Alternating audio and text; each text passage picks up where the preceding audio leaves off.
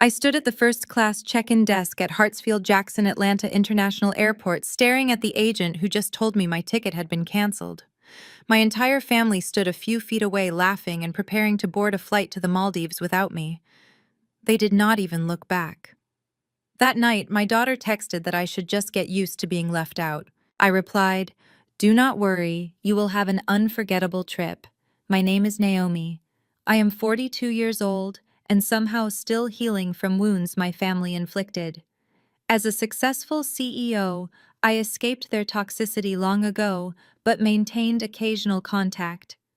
Before I continue this story, let me know where you are watching from in the comments below. Hit like and subscribe if you have ever had to stand up to family who underestimated your worth." The marble floors of the international terminal hummed with the usual morning rush. I had arrived early, my garment bag packed for the 2-week luxury retreat to the Maldives. This was supposed to be the ultimate celebration for my parents' 40th wedding anniversary. My brother-in-law, Darren, had loudly taken credit for organizing this entire first-class experience. I handed my passport to the attendant expecting the usual swift processing. Instead, her manicured fingers hovered over the keyboard, her brow furrowed. "I am sorry, miss," she said, her voice dropping to that hushed professional tone that always signals a problem. "Your reservation was modified last night. The passenger name was changed. You are no longer on this flight." I blinked confused. "That is impossible. I am traveling with my family, the VIP group reservation under Darren Vance." I pointed toward the private seating area where my family was enjoying complimentary champagne. The agent tapped her screen again. "I see the group reservation, but your specific ticket was reassigned to a Terrence Vance." I felt a sudden chill. Terrence was my ex-husband. We had divorced 5 years ago after he drained my savings and walked out when I was supposedly a failure. I turned around to wave down my sister, but I did not have to. My mother, Vivian, was already walking toward me. At 65, she looked like she had stepped off the cover of a high society magazine. Her hair was perfectly styled, her designer silk suit immaculate. She walked with the fierce, untouchable pride of a woman obsessed with maintaining her image in the local black elite circles. And walking right beside her, wearing a smug smile and a tailored linen suit, was Terrence. "Mom," I said, trying to keep my voice low, "the agent is saying my ticket was given to Terrence. There must be a mistake." "There is no mistake, Naomi," my mother said. Her voice was ice-cold, carrying perfectly over the ambient noise of the terminal. "Darren handled the booking modifications last night. Terrence will be joining us in the Maldives instead of you." I stared at her, the words taking a moment to fully register. "You canceled my ticket to bring my ex-husband on our family vacation." Vivian adjusted her diamond bracelet, not breaking eye contact. "Let us be honest here, Naomi. We are celebrating 40 years of marriage. We are taking family portraits for the country club newsletter. We represent a certain standard of black excellence. Terrence is a successful corporate consultant. He fits the aesthetic of this family. You, on the other hand, well, you are just a travel booking agent." The insult was meant to cut deep. My family had always measured worth by job titles and public prestige. My sister Chloe, standing a few feet behind my mother, was a highly paid dermatologist. Her husband Darren constantly bragged about his hedge fund. They were the golden couple, the standard I was constantly measured against and failed to meet. When I declined law school to start my own event and hospitality business, my father called it a disgrace to the family legacy. They still believed I spent my days answering phones and booking cheap cruises for tourists. They had no idea I was the anonymous CEO of the hospitality conglomerate that actually owned the resort they were flying to. Terrence stepped forward, dripping with fake sympathy. "Come on, Naomi, do not make a scene. Your mother just wants a cohesive family picture. You have always been a bit rough around the edges. It is better for everyone if you just sit this one out. Besides, Darren paid for this entire VIP package. He gets to choose the guest list." I looked at Terrence, the man who had abandoned me when I was struggling to build my company. Now he was back leeching off my family, playing the role of the successful, polished gentleman, and my mother was eating it up. "You are choosing a man who walked out on this family over your own daughter?" I asked my mother. Vivian sighed heavily, rolling her eyes as if I were a toddler throwing a tantrum. Terrence made a mistake, but he has redeemed himself. He has a real career. What do you have, Naomi? You coordinate flight schedules for a living. We need to project true success. Maya needs a father she can be proud of, not a mother who struggles to make ends meet in the service industry. Maya deserves a family with status. Mentioning my daughter was a low blow. Maya was 19, a sophomore at Spelman College and currently standing by the VIP lounge entrance. She was watching the entire exchange. I looked over at her, hoping to see some spark of defense, some sign that she recognized the absolute cruelty of what was happening. Instead, she just looked away, sipping her sparkling water and chatting with my sister Chloe. If you really want to come, my mother continued, her tone dripping with mock pity. You can use your little travel agent discounts to book a coach ticket for tomorrow. I am sure you can find a cheap motel on the main island, but you will not be joining us at the private villa. Darren spent a fortune on that overwater estate, and we are not wasting a room on someone who cannot even appreciate the luxury. My sister Chloe finally walked over, her designer heels clicking sharply against the floor. Let it go, Naomi, Chloe said, tossing her hair over her shoulder. This is exactly why Mom did not want you here. You always ruin the vibe. Darren worked incredibly hard to organize this trip. Just go back to your apartment and let us enjoy our vacation. You can look at the pictures online later. Darren stood a few feet back, polishing his expensive watch, looking entirely too pleased with himself. He loved playing the role of the wealthy benefactor. He loved holding money over my head. I knew the truth about his struggling hedge fund, but I kept my mouth tightly shut. I had learned a long time ago that my family did not value truth. They only valued the illusion of wealth and power.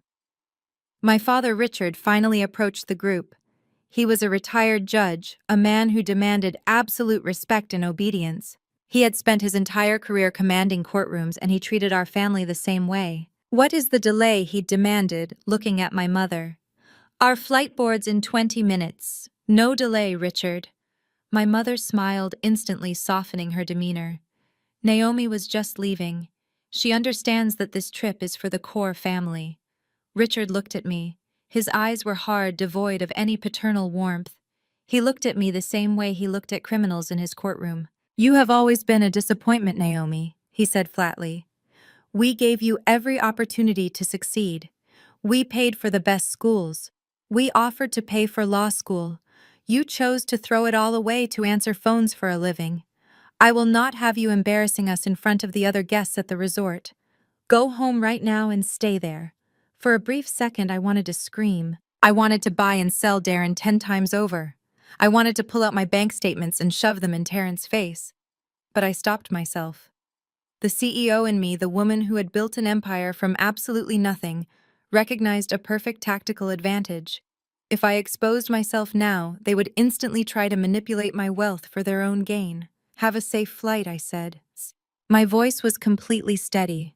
I looked at my mother, my father, my sister, and the man who had broken my heart. I am glad you are finally acting like an adult. Come along now, Terrence. Let us go enjoy the lounge before we board. I walked away and I smiled because I knew what came next. Before I could take a few steps toward the main concourse, I heard the click of heels behind me. I turned slowly. It was Maya, my 19-year-old daughter. The girl I raised single-handedly after Terrence emptied our bank accounts and vanished into the night. She was wearing a perfectly tailored linen sundress, carrying a designer tote bag I certainly had not bought for her. She paused just outside the VIP security lane. Terrence stood a few feet away, watching us with a satisfied gleam in his eye. He extended his arm, and without hesitation, Maya stepped back and linked her arm through his. The gesture was deliberate.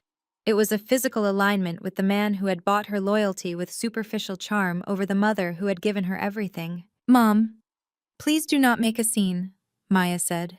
Her voice was flat, devoid of the warmth we used to share. People are looking, and this is embarrassing enough already.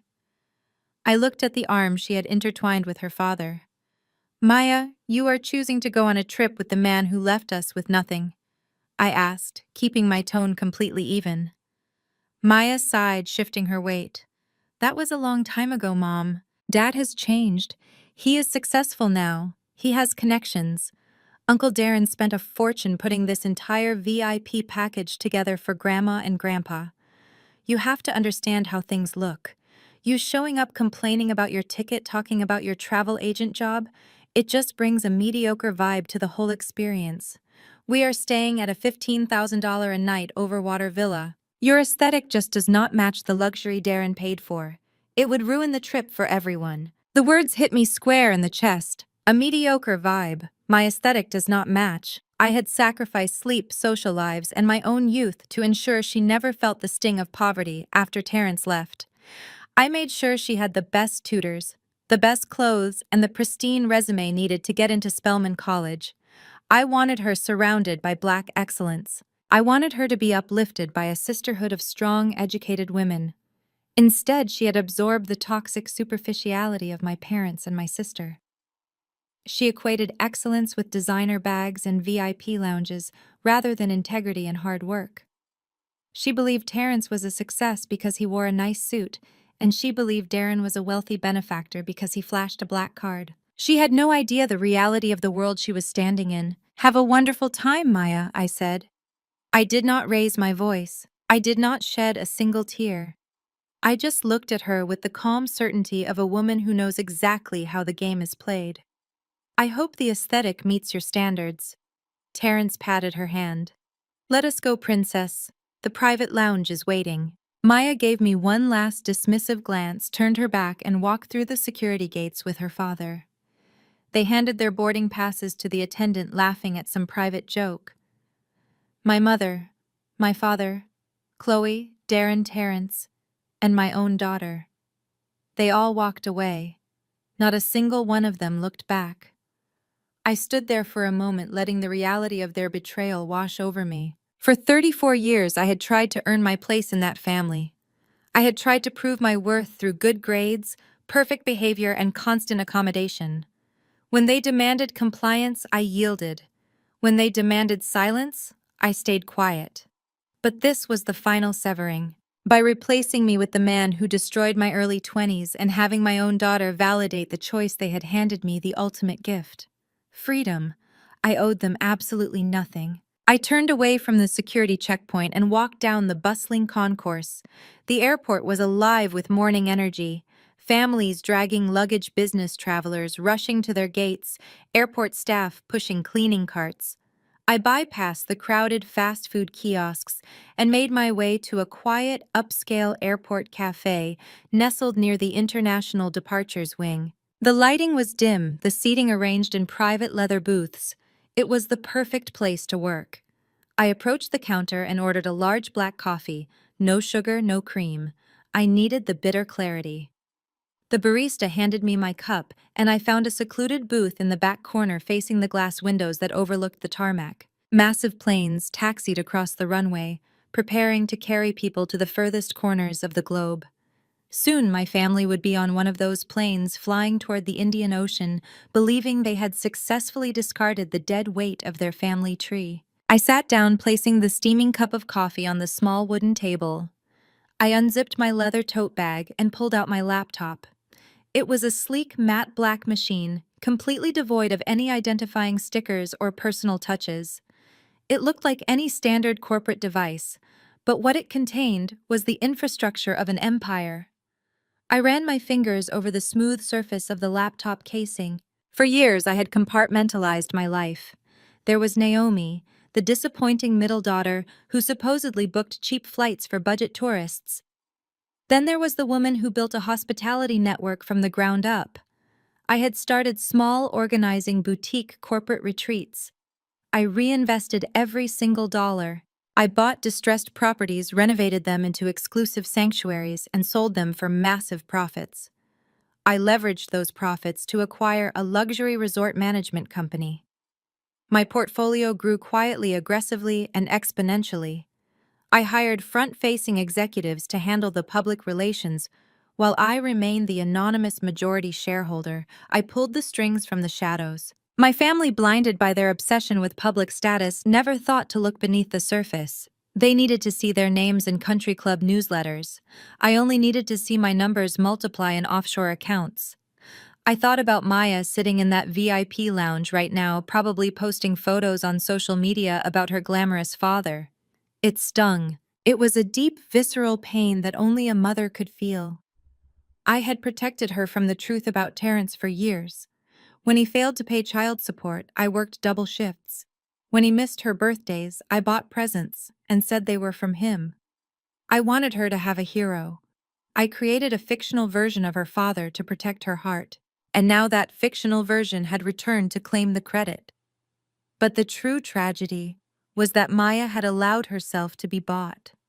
She had chosen the illusion of wealth over the reality of loyalty. She believed Darren was funding her luxurious lifestyle. She believed Terrence was a titan of industry. She was entirely blind to the safety net I had built around her. The irony of it all was staggering. She was willing to sacrifice the woman who literally built the very industry she was currently enjoying just to take a picture with a man who abandoned her when she was an infant. I took a slow sip of the scalding coffee, letting the heat ground me in the present moment. The bitterness of the dark roast matched the cold reality of the situation perfectly. I had spent 2 decades walking on eggshells trying to prove my competence to a group of people who only valued performative excellence. They wanted the loud, flashy displays of wealth. I wanted the quiet, absolute authority of true power. They were about to learn the difference. I set the cup down carefully and positioned my hands over the keyboard. I opened the laptop. The screen flickered to life, illuminating the dark corner of the booth. I bypassed the standard desktop interface and navigated directly to a highly secured, encrypted portal. The login screen did not feature a standard corporate logo or a generic welcome message. Instead, a pristine golden crest appeared against a midnight blue background. It was the emblem of Elysium Holdings, an interlocking geometric design representing the absolute pinnacle of global luxury hospitality. It was a crest recognized only by the world's ultimate elite. The billionaires, the royals, the ultra-wealthy, who demanded absolute privacy and unparalleled service. It was my crest. The system prompted me for my master access credentials and biometric authentication. I leaned closer to the screen, watching as the facial recognition software scanned my features. A soft chime echoed from the device confirming my identity. The portal unlocked, displaying the vast interconnected web of my international properties. They thought I was a failure who merely arranged travel schedules. They had no idea they were checking into my private kingdom. I watched the flight status board update from boarding to departed. The massive commercial jet lifted off the airport tarmac, carrying my family across the ocean. I closed my laptop, slid it back into my leather tote bag, and walked out of the busy terminal. I hailed a private car and directed the driver to my actual home, a sprawling modern penthouse overlooking the vibrant Atlanta skyline. My family thought I lived in a cramped one-bedroom apartment on the outskirts of the city. I kept that small apartment exclusively as a mailing address and a prop for their visits. My real life was completely hidden behind biometric security systems and private elevators. The penthouse was beautifully quiet when I walked in. Floor-to-ceiling windows offered a stunning panoramic view of the city, bathed in the warm golden glow of streetlights and highway traffic. I poured myself a glass of sparkling water and settled onto my plush velvet sofa. The absolute silence of the penthouse was a stark contrast to the chaotic humiliation at the airport check-in desk. Hours passed in peace. I reviewed quarterly earnings reports from my luxury resorts in Aspen and Kyoto. I efficiently approved a multi-million-dollar acquisition of a boutique hotel chain in the Swiss Alps. I worked with the cold, calculating precision that had made me a billionaire by the age of 40. Just past midnight, my personal cell phone vibrated loudly on the glass coffee table. The screen illuminated the dark living room. It was a text message from Maya. They were currently on their scheduled layover in Dubai, enjoying the first-class airline lounges before the final leg of their journey to the Maldives. I picked up the phone expecting a late apology. Perhaps the long international flight had given my daughter enough time to reflect on the cruelty of her actions. Perhaps seeing Terrence revel in his completely unearned luxury had triggered a rare moment of moral clarity. I unlocked the screen and read the incoming message carefully. Mom, please do not be bitter. Uncle Darren worked hard for this VVIP trip. Get used to being left out. Dad just fits our family legacy better. We will send pictures. I stared at the glowing words in absolute silence. My own flesh and blood, the child I had protected and provided for, had fully internalized the toxic social venom of my parents. She was not apologizing. She was deliberately twisting the knife. She actually believed Darren was the brilliant architect of this incredible experience. She believed Terrence was a man of great substance. She believed I was a bitter woman sitting in a cheap apartment, incredibly jealous of a lifestyle I could never afford. There was no deep rage, there was no crushing sorrow. The last remaining emotional string tethering my heart to that 19-year-old girl simply dissolved into nothingness. For years, I had heavily subsidized my entire family from the shadows. When Darren first announced this grand 40th anniversary trip to the Maldives, he loudly boasted about his hedge fund having a record-breaking financial year. He promised my parents the ultimate exclusive luxury vacation experience. The absolute truth was that Darren was drowning in massive corporate debt. His hedge fund was hemorrhaging money every month. When he initially attempted to book the reservation at the Azure Atoll Resort, my premier flagship property in the Indian Ocean, his initial security deposit had been immediately flagged for insufficient funds. I intercepted the internal booking alert myself. I could have easily let him fail right then and there. I could have let my parents see the pathetic reality of their golden son-in-law. But I chose extreme mercy. I quietly accessed the secure booking system and applied a VVIP anonymous owner discount. It was a 100% corporate financial waiver. I effectively paid for the entire lavish trip, completely covering the private luxury yacht transfers, the massive overwater estate, the unlimited premium champagne, and the dedicated personal butler service. I did it because I genuinely wanted my parents to have a beautiful milestone anniversary.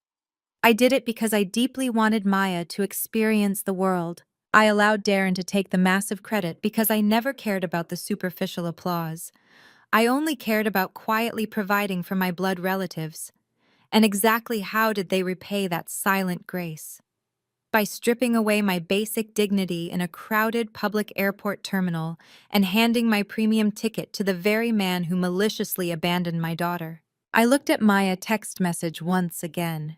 Get used to being left out. I calmly placed my fingers over the digital keyboard. I did not write a long paragraph explaining my countless financial sacrifices. I did not aggressively demand respect or pathetically beg for her love. I replied with a single simple chilling text message. Do not worry. You will have an unforgettable trip. I pressed send and casually tossed the phone onto the adjacent sofa cushion. The time for silent grace and endless forgiveness was officially over. It was time for absolute strict accountability. I picked up my encrypted satellite phone. It was a highly secure direct line to my Global Executive Operations Command Center in London. The significant time difference meant it was early morning there, and my Chief of Operations Marcus was already sitting at his polished desk. Marcus had been with me since the very beginning. He knew the complex truth about my toxic family, and he knew the extensive lengths I consistently went to protect them. The secure line rang twice before he answered. Good morning, Miss Vance, Marcus, said his British accent crisp and incredibly professional. What can I do for you today? Good morning, Marcus, I replied slowly, walking over to the expansive floor-to-ceiling windows. I need you to pull up the active reservation file for the Azure Atoll Resort in the Maldives. The group booking is currently listed under the name Darren Vance. There was a brief pause as I heard the rapid, familiar clicking of a mechanical keyboard. I have the entire file right here, Miss Vance, he confirmed confidently. The travel party is currently in transit. They are scheduled to formally arrive via private seaplane at 1400 hours local time. They are presently utilizing the VVIP anonymous owner discount. Not anymore, I said. My voice was a sharp blade of ice. I want you to completely revoke the special owner discount. Void the corporate waiver entirely. Revert the entire booking to the absolute maximum standard. Rack rate effective immediately. I heard a slight intake of breath on the other end of the line. Marcus was a consummate professional, but even he was surprised by the sudden, ruthless directive. "Understood, Miss Vance," he said smoothly, recovering his composure. "I am removing the VVIP flag from the reservation now. The system will automatically generate a new invoice for the full retail amount. Should I alert the local resort management team about the sudden change in billing status?" "Yes," I instructed, keeping my gaze fixed on the glowing city below. "Inform the resort director that upon their arrival, they are to follow standard guest protocol. Require a physical credit card for the full mandatory incidental hold. Do not extend any complimentary grace periods. When the initial cards inevitably decline, inform them that the entire balance for their week-long stay must be settled up front in full.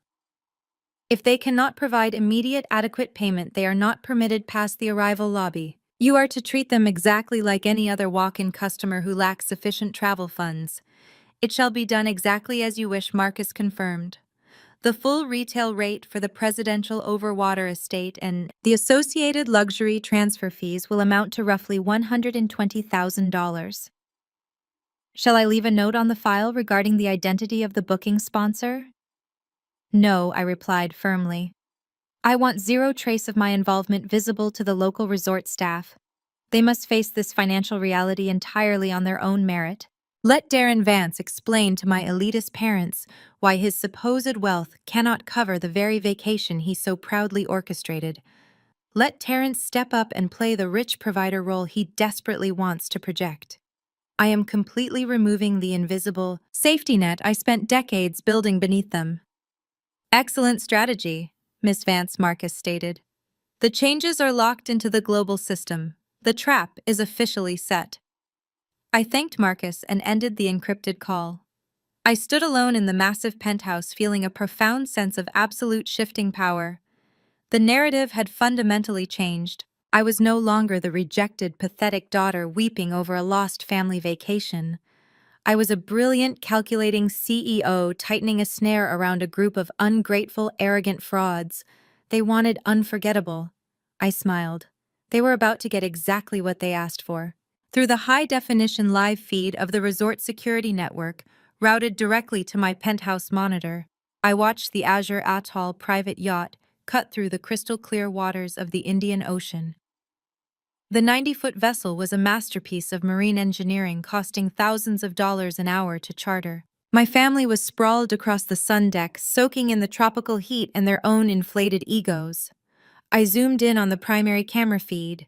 Darren stood at the bow holding a crystal flute of vintage champagne. He was wearing an obnoxiously bright designer shirt, pointing out the scattered atolls to my father as if he owned the ocean itself. Richard nodded approvingly, completely taken in by the illusion of Darren's immense wealth. My mother, Vivian, was busy directing one of the yacht crew members. She pointed sharply at different angles, demanding the poor attendant take hundreds of photos of her posing against the gleaming white railings. She treated the young man like a personal servant, barking orders without a single please or thank you. Chloe sat under the shaded canopy, complaining about the humidity and ordering the onboard chef to bring her freshly sliced mangoes immediately. Terrence and Maya were near the stern. Terrence had his arms slung around Maya's shoulders, playing the role of the triumphant returning patriarch. Maya was holding her phone high, recording the pristine turquoise waves for her social media followers. She was broadcasting her fake luxury life to the world, completely oblivious to the fact that her mother was watching every single frame from a penthouse in Atlanta. The yacht gently pulled into the private arrival dock of the Azure Atoll Resort. The resort was a sprawling sanctuary of overwater villas connected by winding wooden boardwalks. Each villa cost a minimum of $15,000 a night. It was an architectural marvel designed to cater to the absolute highest echelon of global society.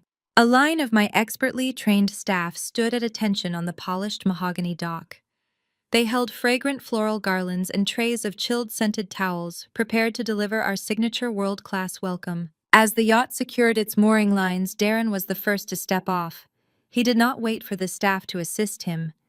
He marched down the ramp with his chest puffed out, acting like a conquering emperor arriving to claim his territory.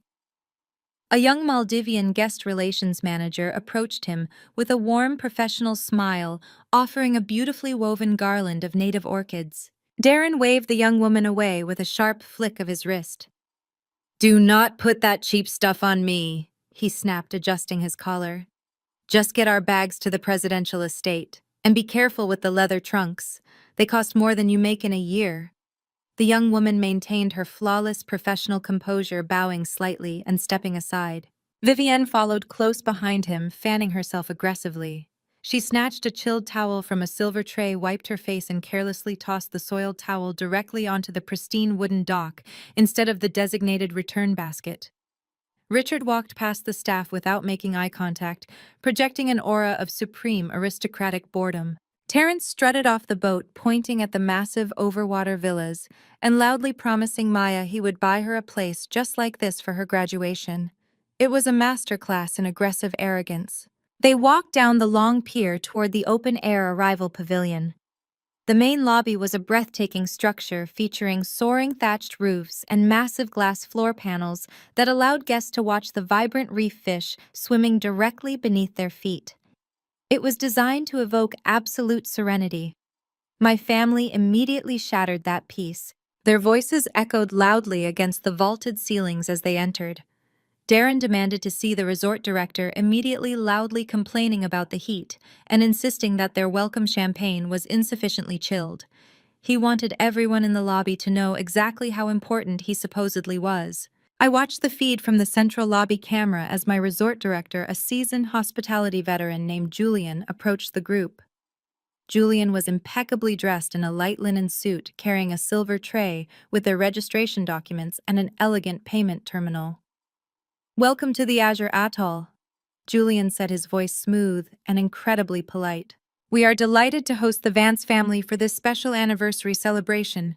Your overwater estate is currently being prepped for your arrival. We just need to handle a brief administrative matter before we escort you to your villa." Darren scoffed, leaning heavily against the polished reception desk. "What administrative matter? I booked the VIP package. Everything is supposed to be taken care of. I am not standing here filling out forms like some budget tourist." Julian smiled, maintaining eye contact. "Of course, Mr. Vance. We simply require a physical credit card for the mandatory incidental hold. It is a standard procedure for all our guests to cover any spa treatments, private excursions, or vintage wine selections outside your primary booking. Just a routine authorization." Darren chuckled loudly, looking back at Richard and Terence to make sure they were watching his display of financial dominance. He reached into his designer pocketbook and pulled out a heavy metal black card. He tossed it onto the glass counter with a loud clatter. "Put whatever you need on there," he boasted, "and keep the bar fully stocked. We are not checking price tags on this trip." Julian picked up the heavy card and inserted it into the sleek wireless terminal. The machine processed the chip. The digital display flashed.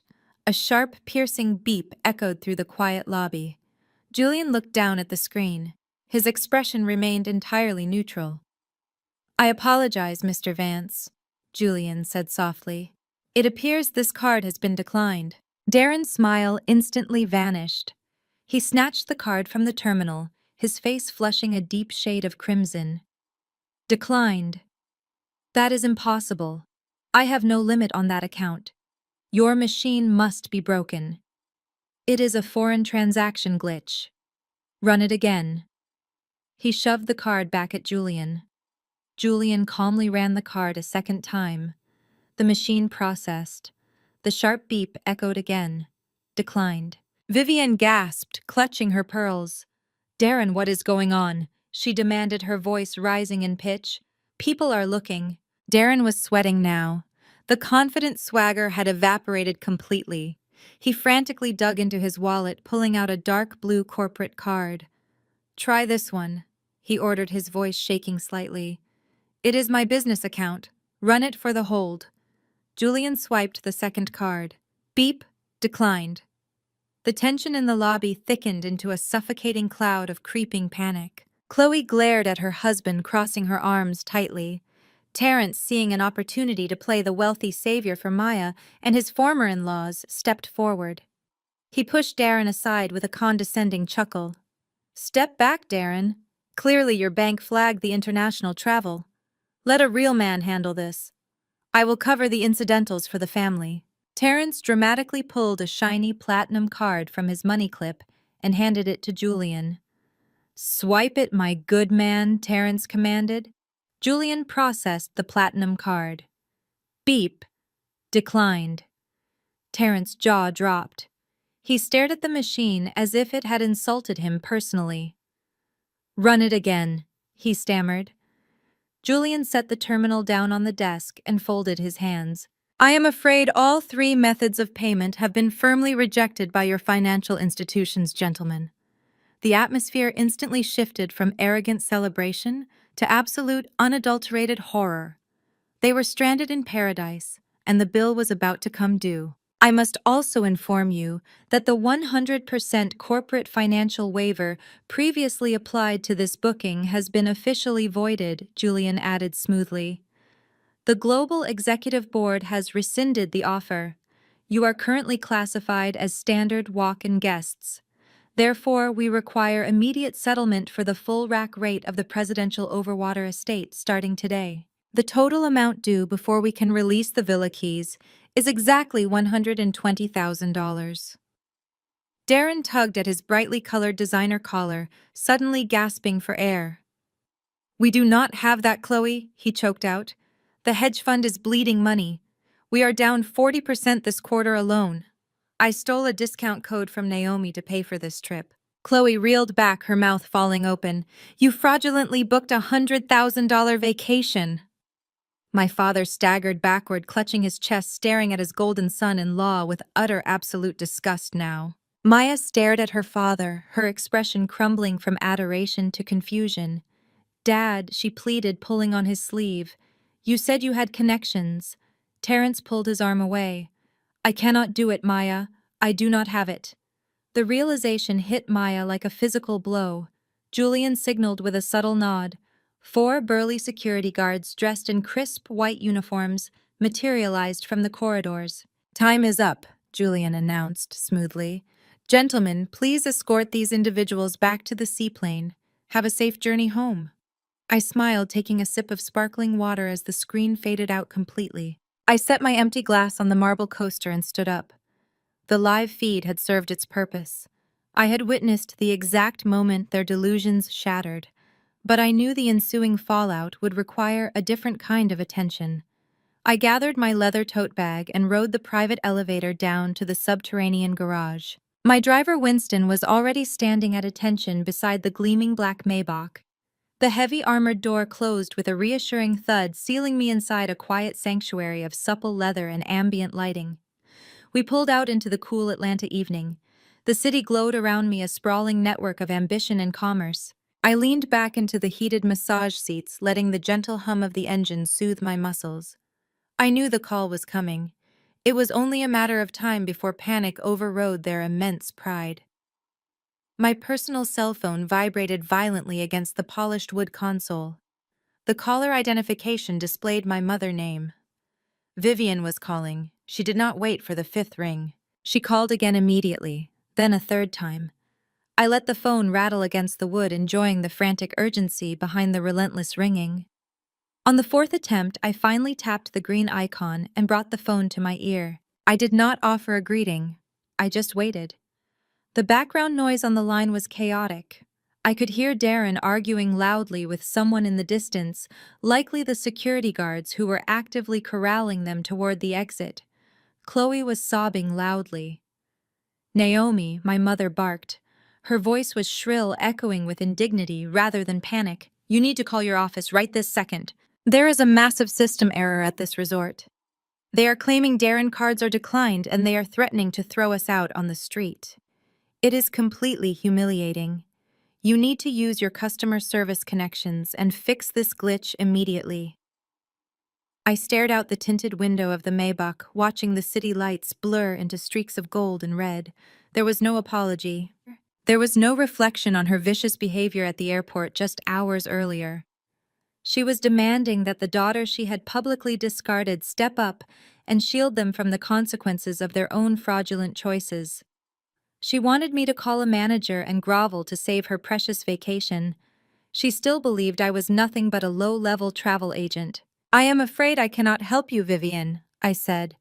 My voice was perfectly flat, devoid of any emotional attachment. I intentionally used her first name. I no longer handle travel bookings for people who are not family. The line went dead silent for 2 seconds. The chaotic background noise of the Maldivian lobby seemed to amplify in the sudden void. "What did you just call me?" she snapped, her voice trembling with rising hysteria. "I am your mother. You will fix this instantly. Darren is highly respected. This is a massive mistake. Darren is deeply in debt," I corrected calmly. "His hedge fund is a failing charade. He tried to book a $100,000 vacation on a maxed-out credit line hoping to impress you. The only reason he even secured that reservation was because I applied a corporate waiver to the account. I paid for your luxurious trip, Vivienne. And the moment you handed my ticket to Terrence and turned your back on me, I revoked that waiver. There is no glitch. You are experiencing reality." I could hear her breath hitch. The realization hit her with the force of a freight train. "You," she gasped, "you did this to us. You canceled the reservation. You stranded us here. You stranded yourselves," I replied. "I simply removed the invisible safety net I spent decades building for this ungrateful family. I suggest you ask your brilliant son-in-law how he plans to get you home.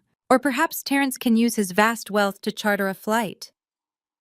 I heard a sudden scuffle on the other end of the line. My mother yelped in surprise. A heavy hand had clearly snatched the phone from her grasp. "Naomi, listen to me right now," Terrence bellowed. His deep voice boomed through the speaker, dripping with aggressive faux alpha dominance. He was trying to exert control, trying to play the tough patriarch in front of his former in-laws. "I am not playing these petty little games with you. You are going to call whoever you need to call and authorize this stay. Do you understand me? You are embarrassing Maya." I let out a slow, measured breath. Terrence, the man who had vanished when Maya was 3 years old, leaving me to work double shifts just to buy groceries. The man who had reappeared only when it was convenient, stepping into the spotlight to claim the glory of a successful daughter he had absolutely no hand in raising. "Terrence," I said softly, "you have absolutely zero power here. You threw down a platinum card that declined in front of the entire resort staff. You exposed yourself as the broke fraud you have always been. You are not intimidating anyone." His breathing grew heavy and ragged. He was panicking because he knew his carefully constructed illusion was disintegrating. I heard him pacing rapidly away from the others. He lowered his voice, dropping the loud booming act and adopting a vicious, threatening sneer. "If you do not fix this right now, I will stop paying Maya tuition at Spelman," he growled. "I will cut her off completely. You will ruin your own daughter's future just because you are jealous of me. You better make this right, Naomi, or she loses her education." It was the ultimate hollow threat. It was the desperate flailing of a drowning man trying to pull someone else under. He truly believed he held the ultimate leverage. He thought he could use my deepest vulnerability, my fierce love for my daughter, to force my compliance. I leaned forward in the plush leather seat of the Maybach. The quiet luxury of the vehicle wrapped around me, grounding me in the truth of my own immense power. I did not raise my voice. I did not yell. I delivered my response with the cold, crushing weight of a falling anvil. "You have never paid a single dime for Maya tuition, Terrence," I said. My words were precise and deadly. "You have never paid for her housing, her books, her clothes, or her food. You have never contributed to her college fund. You have never paid child support. You have never invested a single fraction of a penny into her future. You are a ghost who showed up for the photo opportunity." He tried to interrupt, but I cut him off sharply. "Do not speak. You will listen. I fully own the hospitality conglomerate that manages the Azure Atoll. I own the resort you are currently standing in. I own the private airline that flew you to the island. I am the anonymous billionaire who built the very empire you are trying to exploit. My daughter's tuition is paid in full through a private trust I established 15 years ago. Her future is secured by my wealth, not your pathetic empty promises. You have no money, you have no power, you have no leverage. The silence on his end was absolute. I could almost hear the gears grinding in his head as his entire worldview shattered into a million jagged pieces. The woman he had abandoned, the woman he thought was a struggling travel agent, was the unseen titan controlling the board. He was standing in my lobby, drinking my water, breathing my air. He was entirely at my mercy, and I had none left to give. "I am not fixing the reservation, Terence," I continued. My voice was a steady, relentless drumbeat. "You owe the resort $120,000 for the week. Since none of your cards have cleared, the security team will now escort you off my island. You will be placed on a commercial ferry back to the main island of Mail. From there, you can figure out how to purchase commercial economy tickets back to the United States. I strongly suggest you start calling whatever friends you have left and begging for a loan." I paused, letting the grim reality of their situation settle heavily upon his shoulders. "And Terence," I added. "Tell Maya I said hello. I hope the aesthetic of the budget ferry meets her standards." I ended the call before he could utter a single syllable in response. I tossed the phone onto the console. The Maybach glided smoothly down the Atlanta highway. I looked out at the sprawling city. That era was permanently finished. The tether was completely severed. I smiled deeply as I enjoyed the stunning view of the beautiful glowing skyline today. My phone vibrated violently against the polished wood console for a second time. The screen flashed with the same international number. Terence was calling back. The sheer panic of a cornered animal had clearly overridden whatever scrap of common sense he possessed. I watched the city lights blur past the tinted windows of the Maybach and let the phone ring 3 times before I finally answered. I did not speak. I waited for him to break the silence. "Naomi, you are a lying, vindictive woman," Terence yelled. His voice was no longer lowered. He was shouting, and the slight echo on the line confirmed he had put me on speakerphone. "Tell them the truth.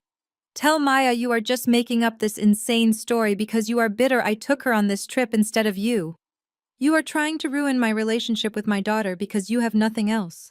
I could hear the background noise of the Maldivian lobby again, the hushed whispers of my parents, the frantic breathing of my sister.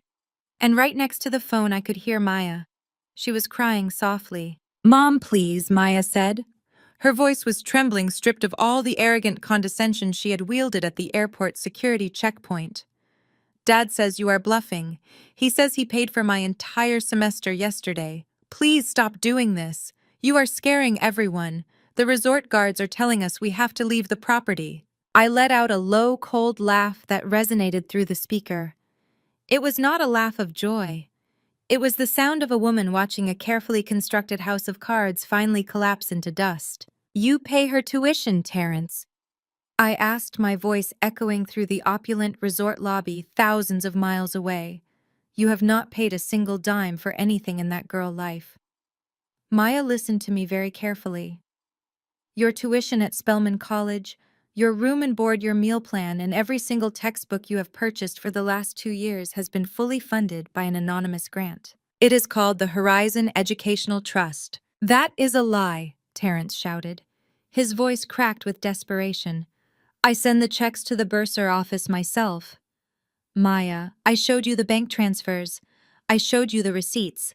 Do not listen to her. She is losing her mind. He sends the checks from an account I fund." I corrected smoothly, slicing through his pathetic defense with surgical precision. "The Horizon Educational Trust is a private financial entity I established 5 years ago. I am the sole founder and the sole funder. When you turned 18, Maya Terence reached out to me. He told me he wanted to be back in your life, but he was completely broke. He had zero assets and massive debts. He begged me for a loan just to buy a plane ticket to see you." "Dad," Maya choked out. The sound of her voice breaking was agonizing, but this was a necessary surgical extraction. The infection had to be removed entirely. I refused to give him a personal loan. I continued my tone, remaining utterly detached and professional, but I knew how desperately you wanted a father figure. I knew you felt a void because he abandoned us, So I made a corporate arrangement. I agreed to wire $40,000 a semester into a shell account under his name. The strict stipulation was that he use those specific funds to pay your Spellman tuition and act as the provider. I gave him the money so he could hand it to the school and pretend to be your hero. I bought your father for you, Maya. Naomi, shut your mouth, Terrence roared. The sound of a brief scuffle echoed through the speaker. I heard Darren yelling in the background, telling Terrence to calm down before the island police arrived. You did not just pay the tuition, Terrence. I pushed forward, refusing to yield a single inch of ground. You skimmed off the top. Every semester you sent me a fabricated invoice claiming Spellman had raised their fees. Last semester you requested an extra $8,000 for Maya sorority dues. Maya is not in a sorority. You used my money to lease that entry-level luxury car you drove to her campus. You used my money to buy the tailored suits you wear to pretend you are a titan of industry. You are nothing but a parasite living off the scraps I toss you to keep my daughter happy. Mom, is this true? Maya whispered. Her voice was barely audible over the line. Dad, look at me. Is it true? Did she pay for everything? Maya, baby, listen to me, Terrence stammered. He was drowning and everyone in that lobby was watching him sink. It is complicated. Business has been slow, but I was going to pay her back. I am putting together a massive real estate deal right now. Once it closes, I am taking over the payments. She is just trying to manipulate you because she is jealous of our bond. He is lying, Maya, I said. My voice was a steady, calm anchor in the middle of their chaotic storm. Ask him to open his mobile banking app right now. Ask him to show you the current balance in that account. Tell him to show you the deposit history. You will see a wire transfer from Horizon Holdings, LLC, dated exactly 1 week before your tuition was due every single semester. He cannot deny digital bank records. The silence that followed was heavy and absolute. I could picture the scene perfectly. My arrogant ex-husband standing in the middle of a $15,000 a night resort lobby, completely exposed as a fraud. My parents who had worshipped the ground he walked on, finally seeing the pathetic truth. Darren and Chloe realizing that the man they thought was their wealthy equal was actually just another dependent living on my secret payroll. Show me the app, Dad, Maya demanded. Her voice had changed. The trembling fear was gone, replaced by a hard, brittle anger. I recognized that tone. It was my tone. Maya, we do not need to do this right now, Terrence pleaded. The security guards are waiting. We need to focus on getting off this island. I will show you everything when we get back to the States. I promise. Just let us deal with this resort issue first. Show me the app right now, or I will never speak to you again, she shouted. The raw volume of her voice startled my mother, who let out a sharp gasp. There was a long, agonizing pause. I heard a soft digital chime, the sound of a phone unlocking, then a sharp intake of breath from Maya. Oh my God, she sobbed. The sound was devastating. Horizon Holdings, every single deposit. You lied to me. You sat in my dorm room and told me how hard you worked to provide for my education. You let me thank you. You let me cry on your shoulder and tell you how grateful I was. And it was her money. It was mom money the whole time. I did it for us, Maya Terrence begged. His voice was pathetic, whining, and small. I just wanted you to be proud of me. I wanted to be the father you deserved. I am going to make it all back, I swear to you. You let me treat her like dirt, Maya cried, ignoring his excuses entirely. She was speaking to him, but her words were meant for me. Mom, I am so sorry. I am so incredibly sorry. I said such awful things to you at the airport. I told you your aesthetic did not match. I called you mediocre. And you were paying for everything. You built all of this. Why did you not tell me? Tell. Why did you let me believe he was the one taking care of me? Because I wanted you to have a father, I replied softly. The coldness in my voice finally breaking to reveal the deep maternal ache beneath it. I knew the truth about him would break your heart. I thought if I funded the illusion, you would at least feel loved and supported. I sacrificed my own credit so you could have a hero. But a hero does not abandon his family. And a hero certainly does not stand in an airport and participate in the public humiliation of the woman who feeds him. Mom, please forgive me. Maya wept. Her cries were jagged and painful. The illusion was entirely shattered. The man she had idolized was a hollow shell, and the mother she had dismissed was the architect of her entire reality. Please let us come home. I do not want to be here anymore. I do not want to look at him. Please fix this so we can leave. I leaned back against the leather seat of the Maybach. The city lights of Atlanta swept past the window, a beautiful display of moving energy. I had spent 34 years accommodating these people. I had spent 34 years shrinking myself so they could feel large. I had absorbed their insults, their condescension, and their casual cruelty because I believed that was the price of family. I believed I had to buy my place at their table. But the truth was, I owned the table, I owned the room, I owned the entire building. You are going to leave, Maya, I said, my voice returning to its calm, authoritative cadence. The resort security team will escort you to the commercial ferry. You will take the boat back to the main island. From there, you will go to the commercial airport and wait for a standard economy flight back to Atlanta. I will not authorize a private charter, and I will not reinstate the resort booking. You all wanted to experience the high life on your own terms. Now you get to figure out the logistics without my invisible credit card bailing you out. But Mom, we do not have any money. Maya panicked. Darren cards are all blocked. Dad has nothing. How are we supposed to buy flights home from the Maldives? The tickets will cost thousands of dollars. We are literally stranded on the other side of the world. Perhaps Darren can call his hedge fund investors for a cash advance, I suggested smoothly. Or perhaps your grandfather can dip into his retirement savings. They are brilliant, successful men, Maya. I am sure they will formulate a magnificent travel strategy. They do not need a mediocre travel agent slowing them down. Naomi, please, my mother, Vivian suddenly cried out. She had snatched the phone back from Terrence. Her voice was stripped of all its usual aristocratic arrogance. She sounded like a terrified old woman. You cannot leave us here. We are in a foreign country. We do not know what to do. The guards are physically moving us toward the exit doors. They are treating us like criminals. Please, Naomi, you have made your point. You are powerful. You are rich. We understand now. Just pay the bill and let us stay. I smiled. It was a small, quiet smile in the dark cabin of the car. Vivian had finally said the words she had choked back her entire life. She acknowledged my power. She acknowledged my wealth. But it was far too late. The damage was done, and the consequences were fully in motion. The bill was not getting paid. The vacation was officially terminated. You have 30 minutes to clear the lobby, Vivian, I instructed. Do not cause a scene or the local authorities will be involved. I advise you to start looking for budget hostels near the Mail airport. I hear the humidity is quite challenging this time of year. Goodbye, Mother. I pressed the red button and ended the call. I powered down the satellite phone completely and slipped it into my bag. The cabin of the Maybach was perfectly silent once again.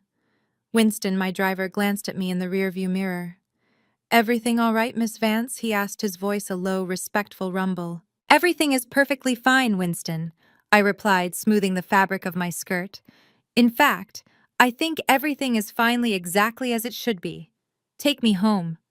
I have an early morning meeting with the acquisition board, and I need to be well rested. The heavy luxury vehicle accelerated smoothly down the highway, merging into the fast lane. I closed my eyes and let the gentle motion carry me forward. For the first time in my entire life, I felt no lingering guilt. I felt no heavy burden of familial obligation. I felt no desperate need to prove my worth to people who were determined to misunderstand me. The slate was completely wiped clean. The toxic roots had been ripped out of the ground, and the earth was ready for something new. I had handed them the ultimate, undeniable truth. Now they had to live with it. The heavy luxury vehicle accelerated smoothly down the highway, but my newfound peace was entirely short-lived. Before I could even slide the satellite phone into the leather pocket of my tote bag, the screen illuminated the dark cabin with a harsh, blinding glare. It was vibrating violently again.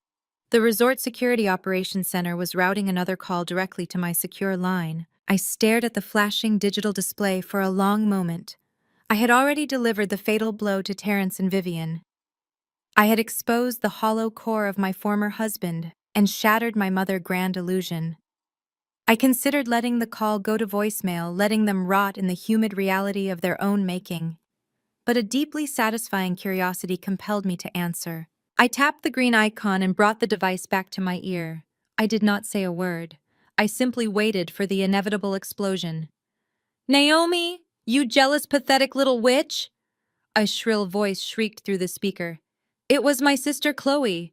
Her voice was strained to the absolute limit, vibrating with a toxic mixture of blind rage and desperate arrogance. "You think you are so clever, do you not? You think canceling one vacation makes you a god. You are nothing. You have always been nothing but a bitter, resentful spinster who hates seeing her own sister thrive." I listened to her ragged breathing, letting her exhaust her initial burst of venom. Chloe had always been Vivian's favorite carbon copy. She was a woman who defined her entire existence by the price tag on her handbag and the brand of her husband's watch. "We do not need your pathetic corporate waivers," Chloe screamed, her voice echoing through the massive thatched roof arrival pavilion of the Azure Atoll. "We do not need your charity or your fake hospitality connections. You think stranding us here is going to break us. You think this proves you are better than me. Darren is a self-made millionaire. Do you hear me? My husband is a titan. He built a massive hedge fund from the ground up while you were sitting in a cubicle booking cheap flights for tourists." I could hear the frantic shuffling in the background. The resort security team was clearly closing in on them, but Chloe was entirely oblivious to her surroundings. She was completely consumed by her desperate need to assert her superiority. "He is going to make one phone call to his private wealth manager and buy this entire pathetic island." Chloe continued, her voice rising an octave higher. "He is going to charter a private jet to fly us out of here, and then he is going to buy the company you work for just to fire you. We are untouchable, Naomi. You are just a sad, lonely woman playing games with credit card machines." Darren, tell her. "Tell this miserable woman exactly who you are and what you are going to do to her." There was a brief, muffled sound as Chloe thrust the phone toward her husband. Darren hesitated. I could hear his shallow, rapid breathing. He was entirely trapped, and he knew it. The confident, swaggering emperor who had marched down the mahogany arrival dock just an hour ago was completely gone. He was a cornered rat frantically searching for an exit that did not exist. Naomi, Darren stammered, his voice remarkably thin and weak. His usual booming baritone had completely evaporated. "Listen, let us just calm down and handle this like professionals. I can write you a check the minute we get back to Atlanta. Just authorize the resort stay and we can settle this quietly. I will give you a 20% premium for the inconvenience. Just call off the security guards." I let out a slow, measured breath. The absolute audacity of the man was staggering. He was standing in my resort facing a massive, unpayable bill, and he was still trying to negotiate from a position of fake power. He was still trying to hustle his way out of a dead end. I reached forward and tapped a few buttons on the secure tablet mounted to the back of the passenger seat. I brought up the live audio and video feed from the resort main lobby camera. I wanted to see his face when I ripped the final shred of his disguise away. The high-definition screen flickered to life. I saw them standing near the polished glass floors of the reception area. Chloe was practically vibrating with indignant fury, her arms crossed tightly over her chest. Vivian was leaning heavily against a teak pillar, fanning herself frantically with a travel brochure, looking pale and disoriented. Terrence was standing as far away from Maya as possible, staring blankly at the floor. And Darren. Darren was sweating profusely. His obnoxiously bright designer shirt was damp with perspiration. He looked like a man standing on the gallows. "Darren," I said, my voice perfectly calm and devoid of any emotion, "you are not going to write me a check. You do not have a private wealth manager. And you are certainly not a self-made millionaire. You are a rapidly sinking liability, and your fraudulent lifestyle has officially reached its expiration date." "That is a lie," Chloe screeched, snatching the phone back from her husband. "Stop lying, Naomi. You are just trying to embarrass him because you could never land a man with his pedigree. He manages portfolios worth tens of millions of dollars. He manages nothing, Chloe. I corrected, smoothly slicing through her delusion with surgical precision. Let us discuss the exact parameters of your flawless high society lifestyle, shall we? Let us start with the cars. You love parading around Atlanta in that gorgeous white Porsche Carrera. You tell your country club friends Darren bought it for your anniversary in cash. The license plate is Chloe 1. The vehicle identification number ends in 47829. I paused, letting the specific numbers sink into her brain. I watched the video feed as Chloe's face contorted in confusion. That car is leased through a subprime auto lender in Delaware, I stated, my voice echoing coldly through the speaker. Darren put down a minimum deposit and financed the rest at an exorbitant 22% interest rate. He missed the last 2 payments. The repo team is literally scanning your neighborhood right now, waiting to tow it out of your driveway the moment you return. It does not belong to you, Chloe. You are driving a rented prop. That is not true, Chloe gasped, her voice dropping to a panicked whisper. She turned to look at Darren. Her eyes were wide with sudden, terrifying doubt. Darren, tell her she is lying. Tell her we own the car. Darren avoided her gaze, staring intently at the lobby floor. He swallowed hard, his Adam apple bobbing visibly. Let us move on to his highly successful business. I continued, relentlessly refusing to give them a single second to recover. Darren leases a premium office suite in the Buckhead Financial District. 2,000 square feet of floor-to-ceiling glass mahogany desks and leather chairs. It looks incredibly impressive. It looks like the headquarters of a financial titan. But Darren does not manage any portfolios. He runs a glorified shell company that uses fresh investor capital to pay off older, angry investors. It is a textbook Ponzi scheme, and it is currently collapsing under its own weight. Naomi, stop it, Darren begged, his voice cracked with genuine terror. You do not know what you are talking about. You are crossing a legal line. I know exactly what I'm talking about, Darren, I replied, my tone dropping to a lethal frozen whisper. Because I know exactly who owns the debt on your precious office suite. I know who provided the commercial loan that kept your fraudulent operation afloat for the last 8 months. You originally borrowed $2.5 million from Crescent Financial. I watched the video feed as Darren's knees literally buckled slightly. He grabbed the edge of a teak reception desk to steady himself. His face had drained of all color, matching the pristine white sand beaches outside the pavilion. Did Darren happen to tell you, Chloe? I asked, my voice projecting absolute authority, that Crescent Financial auctioned off a massive portfolio of high-risk commercial loans 3 months ago. Did he happen to tell you his business loans were bought out by Apex Holdings 3 months ago? I own Apex. Darren, you are exactly 3 months behind on payments to your sister-in-law. The family turns on each other in the resort lobby. Chloe slaps Darren fiercely. Vivian is hyperventilating as the facade of her perfect high society family burns to the ground. The brutal truth completely dismantled their entire existence today. My long-awaited vengeance was absolutely perfect and complete.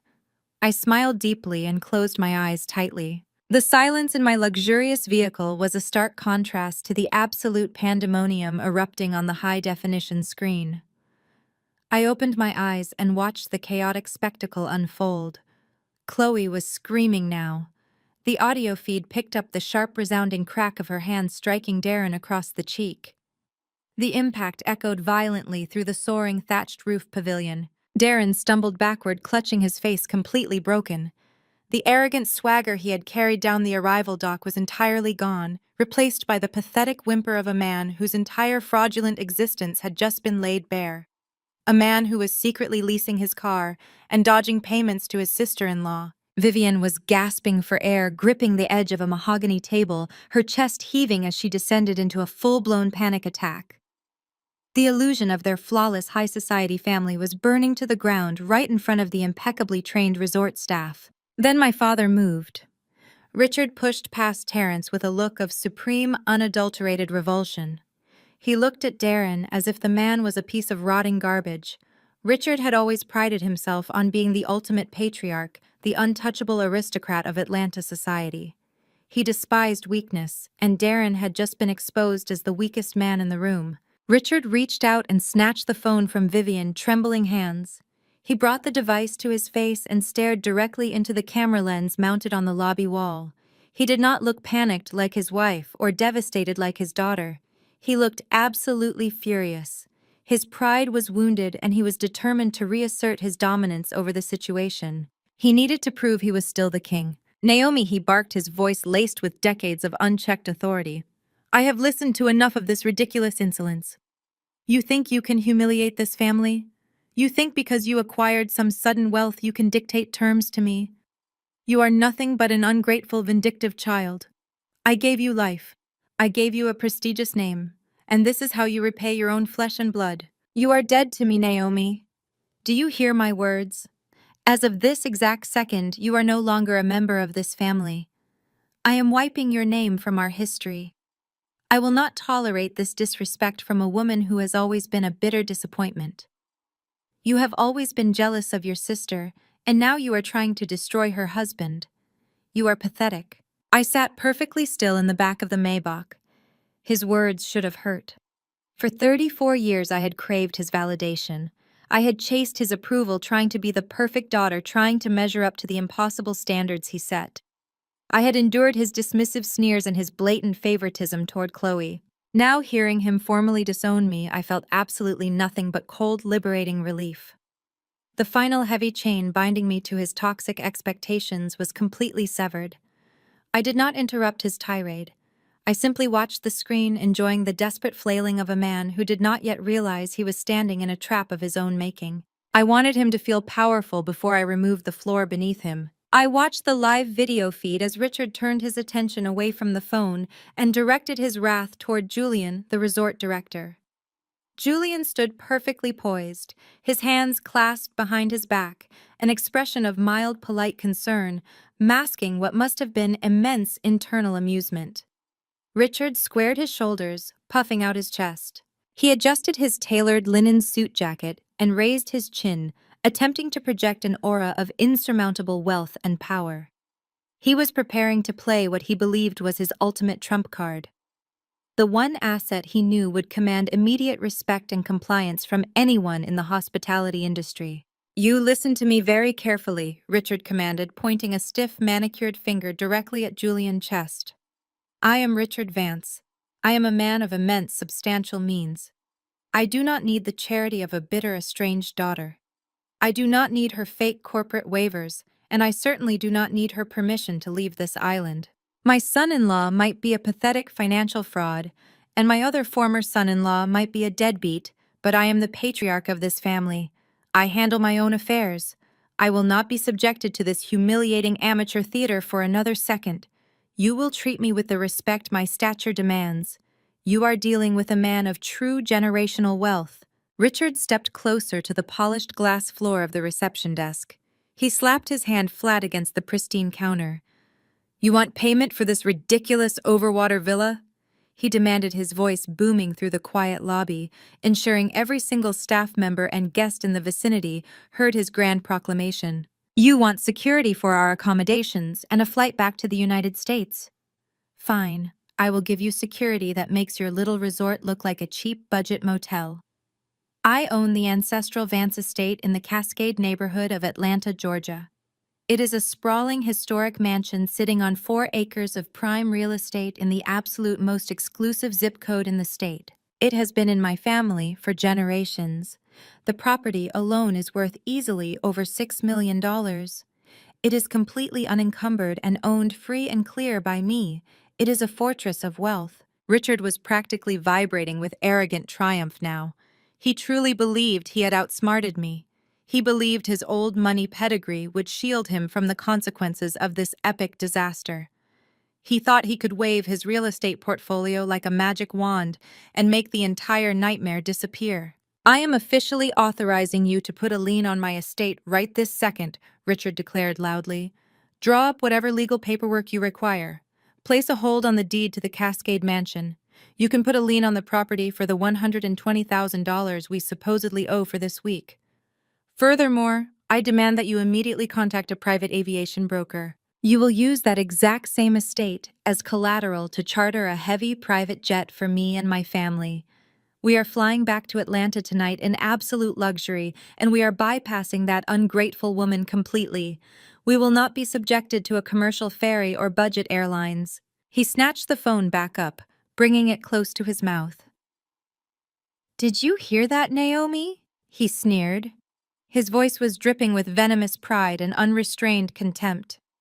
You thought you could trap me. You thought you could leave the mighty Richard Vance stranded on an island like a common beggar. You underestimated me. You always underestimated the power of true generational wealth. You might have stumbled into some money, but you have absolutely no class. You will never possess the dignity of the Vance name. Keep your pathetic resort. Keep your cheap little airline. I am using my own real estate, my own empire to bring my family home. We do not need you. We never needed you. I am chartering a jet, and I am walking out of here a winner. You are dead to me, Naomi. Dead. Do not ever attempt to contact us again. You are nothing to this family. He glared fiercely into the camera lens, breathing heavily, as if he had just won a physical marathon. He stood tall amid the ruins of Darren's collapsed facade, and Vivian hyperventilating panic, convinced he was the untouchable savior.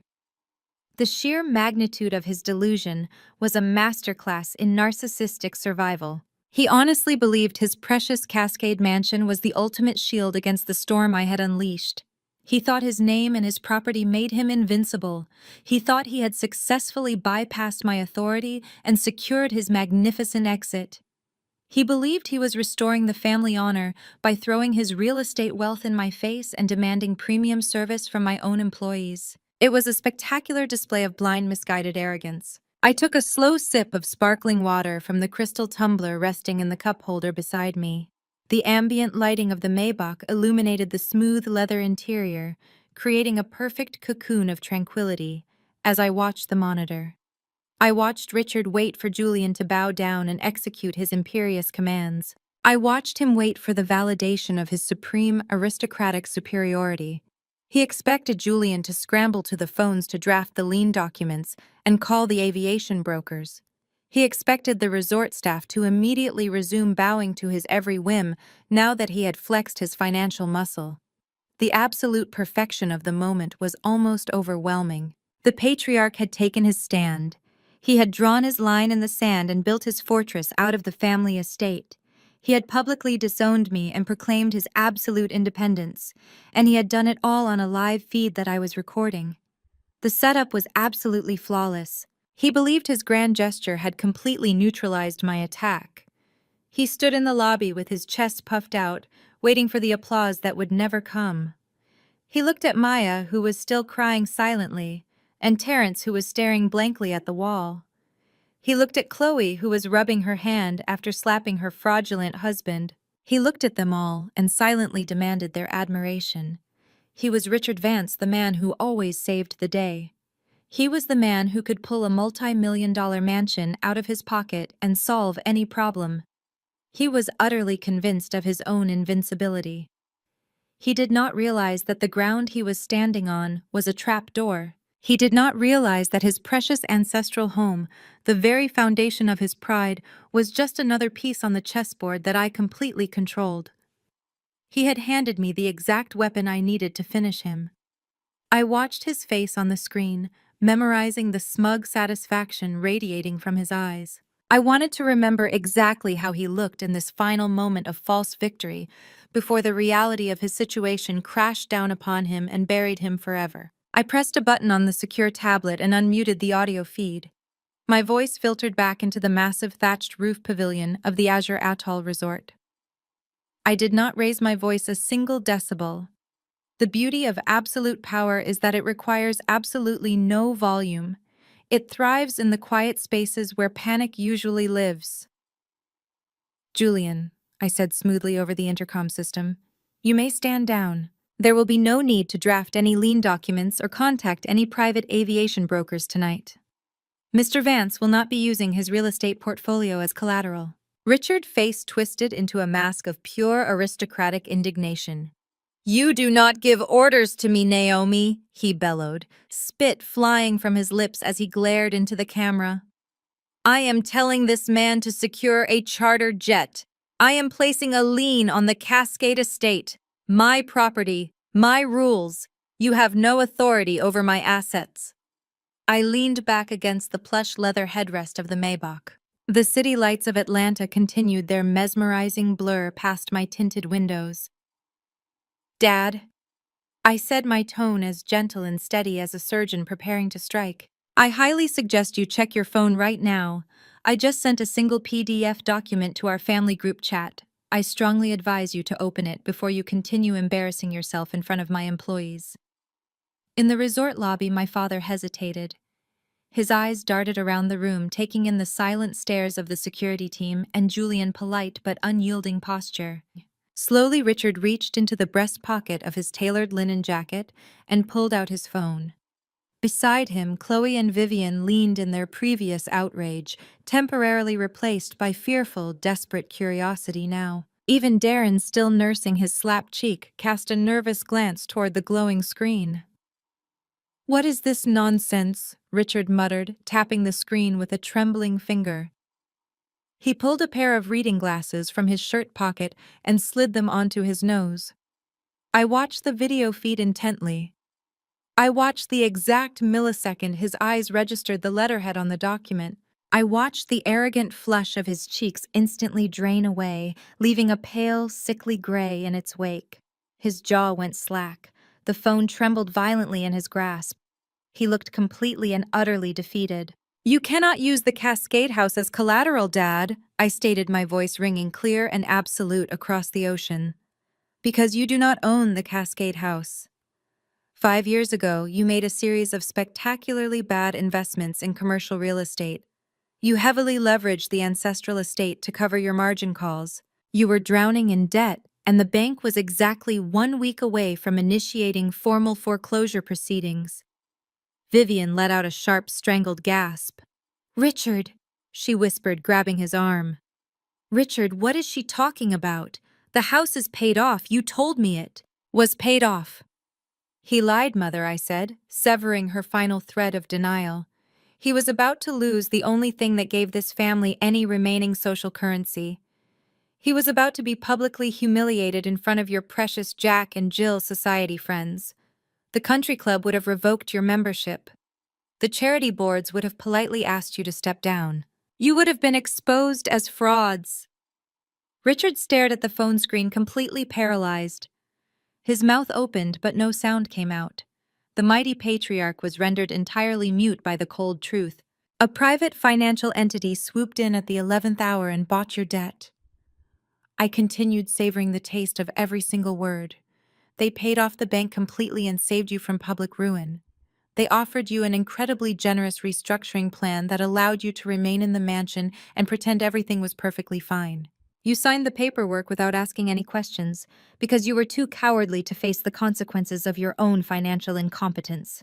You, Richard choked out. The word barely scraped past his vocal cords. He looked up at the camera, his eyes wide. With a terrifying realization. It was you. I am that entity, Dad, I confirmed. I established the shell corporation that purchased your debt. I am the sole owner of the mortgage on the Cascade estate. I hold the deed. I own the land. I own the bricks. I own the roof over your head. I own the very ground you walk on. The silence in the resort lobby was absolute. It was the silence of a tomb. Chloe was staring at her father in sheer disbelief. The man she had worshipped was standing in front of her, completely emasculated now. But there is a specific clause in that contract you signed, Dad. I said, driving the final nail into his coffin. Section 4, paragraph 2.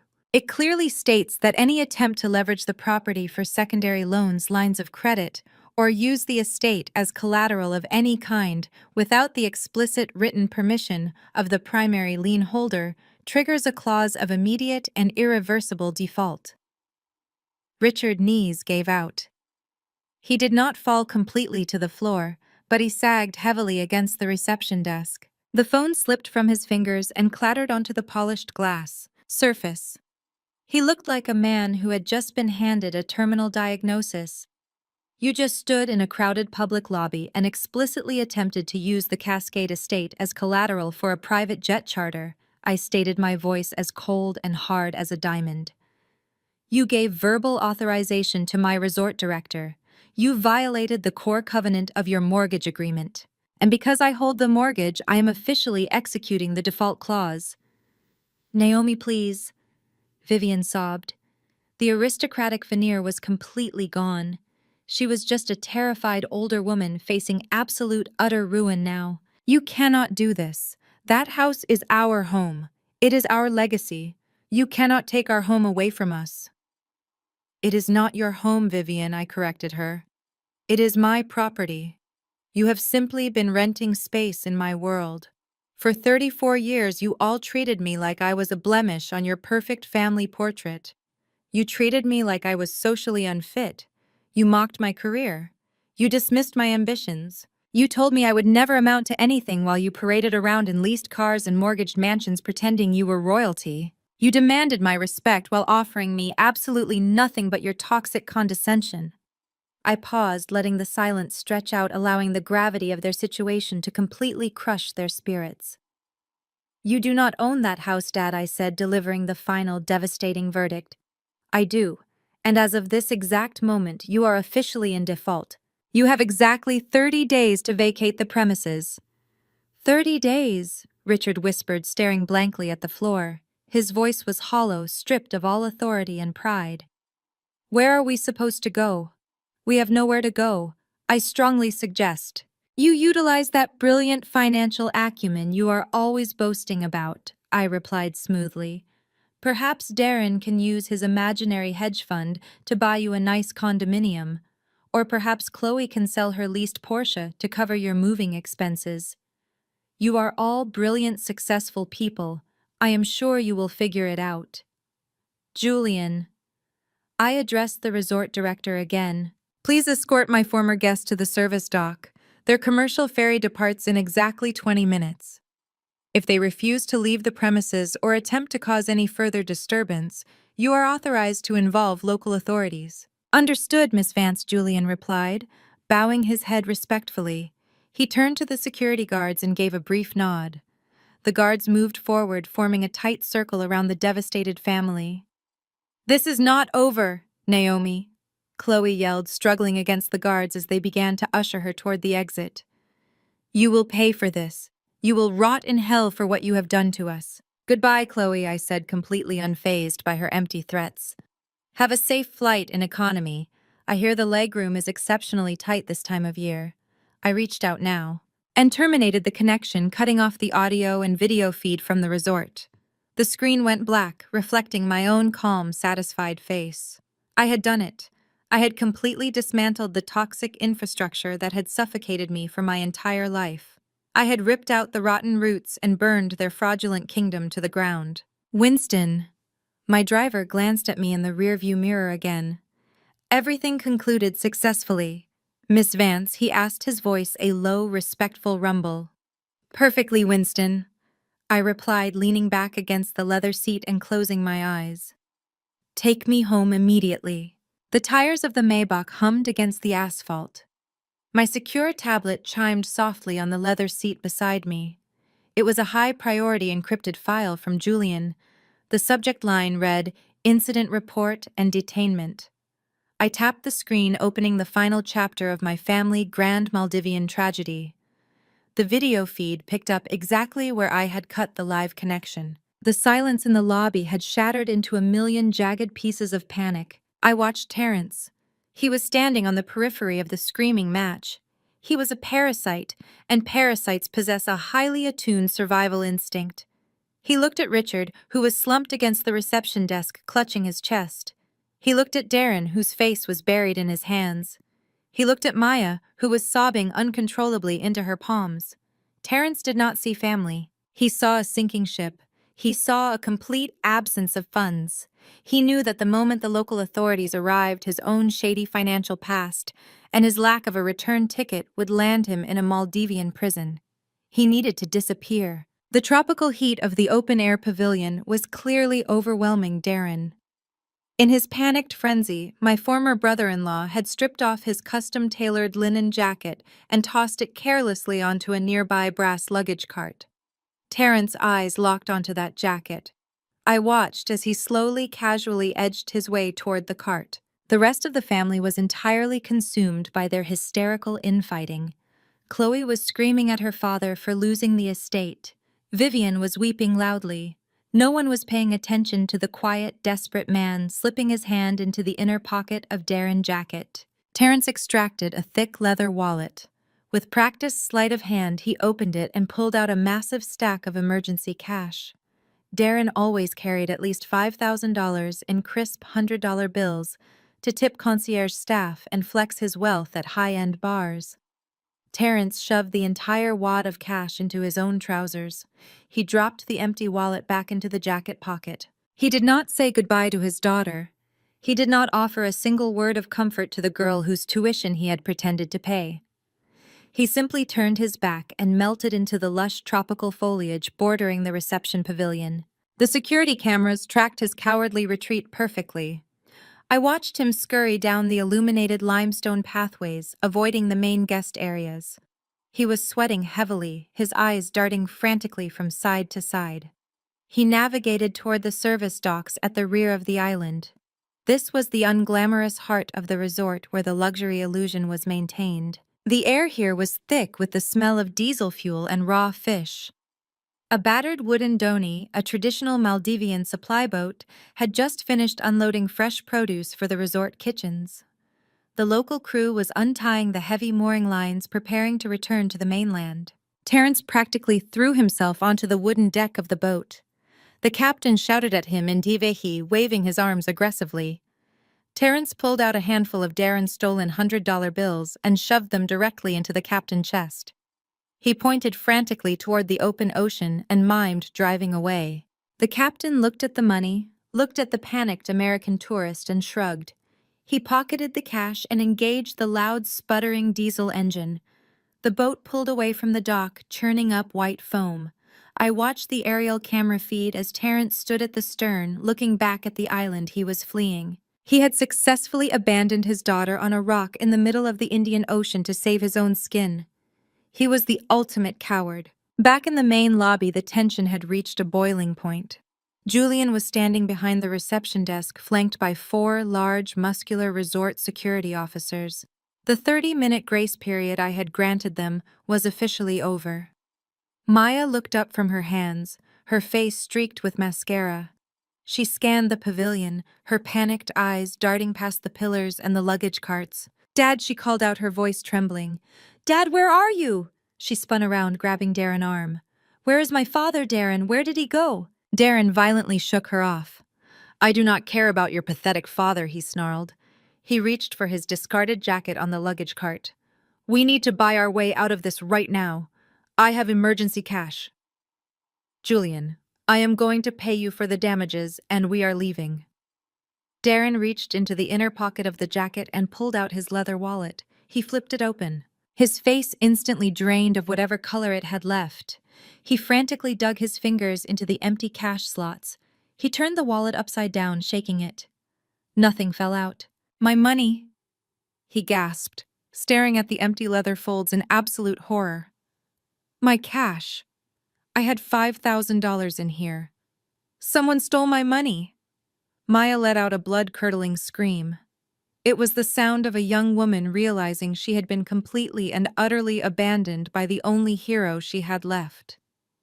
"He took it," she shrieked, collapsing onto the polished floor. "My dad took it. He ran away. He left me here. He left me again." Her cries echoed off the vaulted ceilings, raw and devastating. But there was no time for mourning. The polished mahogany doors of the main resort entrance swung open wide. 2 officers from the Maldives Police Service marched into the lobby. They wore crisp, immaculate navy blue uniforms and carried themselves with unyielding authority. Their faces were stern, hardened by years of dealing with unruly, entitled tourists who thought their foreign passports made them immune to local laws. They were not impressed by Richard tailored suit or Chloe designer handbag. They saw a group of disorderly vagrants causing a massive disturbance in a 5-star property. The lead officer, a tall, broad-shouldered man, stepped directly up to Julian. "We received the call. Mr. Julian," the officer stated, his English heavily accented but perfectly clear. "You have a situation regarding theft of services." Julian nodded respectfully. "Yes, officer. These individuals arrived at our property under false pretenses. Their primary payment methods were declined upon check-in. They have no authorized payment method on file, and they have refused to vacate the premises within the allotted time frame." Richard stepped forward instantly, trying to reassert his dominance. "Now listen here, officer," he boomed, pointing his finger aggressively. "There has been a massive misunderstanding. We are an extremely wealthy American family. We are not thieves. My daughter owns this resort, and she is playing a sick, twisted game with us. I demand you escort us to a private charter immediately. I will contact the American embassy and have your job for this." The Maldivian officer did not even blink.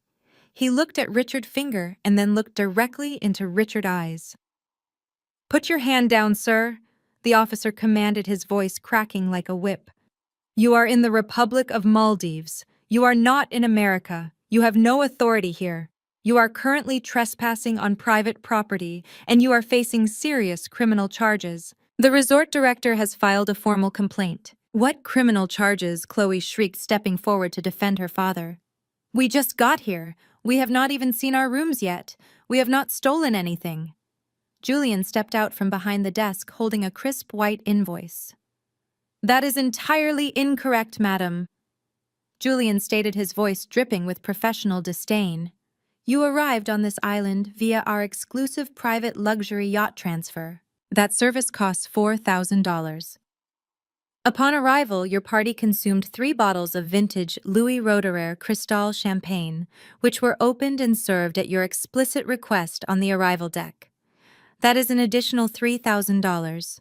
You also ordered an array of beluga caviar and imported truffles while waiting for your rooms. The total outstanding balance for goods and services already consumed before your cards were formally declined is $8,500.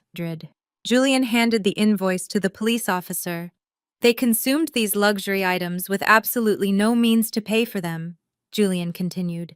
"When informed of their declined cards, they became belligerent, threatened our staff, and refused to leave. We consider this a deliberate theft of services." The officer reviewed the invoice and nodded sharply. He turned back to the family. "Theft of services in the Maldives is a serious offense," he declared loudly. "Because you are foreign nationals with no means of payment and no secured accommodations, you are considered a flight risk. You are all officially detained." Vivian let out a strangled wail and clutched her chest. "Detained," she gasped. "You cannot arrest us. We are the Vances. We belong in high society. We do not go to jail."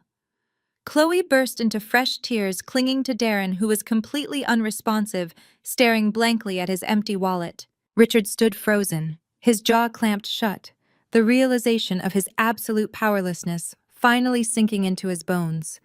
The ancestral mansion in Atlanta could not save him. His tailored suits could not save him.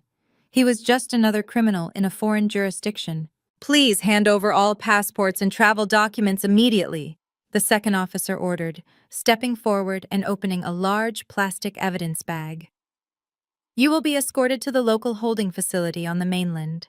You will remain in police custody until this debt is settled or until a magistrate reviews your case. If you resist or fail to cooperate, you will face additional charges for resisting arrest." Maya sat on the floor, sobbing into her knees, completely broken. She slowly unzipped her small designer backpack and pulled out her passport, tossing it onto the glass desk. She did not even look at her grandfather or her aunt. The family that had prided itself on its flawless image was completely fractured. Darren handed his passport over without a single word of protest. Chloe wept hysterically as she surrendered hers, begging the officers to let them call their bank one more time. Richard was the last to comply. His hand shook violently as he pulled his passport from his breast pocket. He looked at the golden eagle embossed on the cover, the ultimate symbol of his perceived immunity, and dropped it into the plastic bag. I watched the security feed as the officers escorted my family out of the luxurious pavilion. They did not march out like royalty. They shuffled out like common criminals. Their heads were bowed, their shoulders slumped, their designer clothes suddenly looking absurdly out of place. The resort staff watched them leave, their faces devoid of any pity. The illusion was dead. The mighty Vances were being marched toward a rusted police boat that smelled of salt water and sweat. I closed the video file on my tablet and locked the screen. The interior of the Maybach was perfectly quiet. The heavy burden I had carried for over 3 decades was entirely gone. I had orchestrated the ultimate checkmate. I had not just defeated them, I had exposed their fundamental rot to the entire world. They had demanded luxury, and they had received justice. I leaned my head against the cool glass of the window and watched the city skyline approaching. I was completely free. "Winston," I said, my voice soft and clear. "Yes, Miss Vance," he replied smoothly. "I think I will have a glass of the vintage champagne when we get home," I said, smiling into the darkness. "It is time to celebrate." The heavy Maybach glided smoothly through the vibrant Atlanta night, but my mind was already reaching across the globe toward the Indian Ocean. I settled into the plush leather of my home office chair an hour later, a crystal flute of vintage champagne resting coolly in my hand. I opened my laptop and connected to the secure video link, waiting for the final act of my masterpiece to unfold. Thousands of miles away on the wooden service dock of the Azure Atoll, the humid tropical air was suddenly shattered by the deafening roar of twin turboprop engines. A gleaming white corporate seaplane banked sharply out of the pristine blue sky.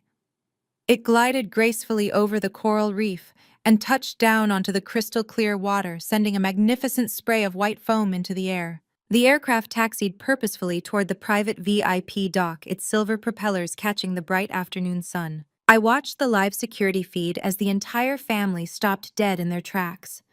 They were currently being corralled toward a rusted diesel-stained public police ferry, but the sight of the approaching luxury aircraft caused an immediate, miraculous transformation.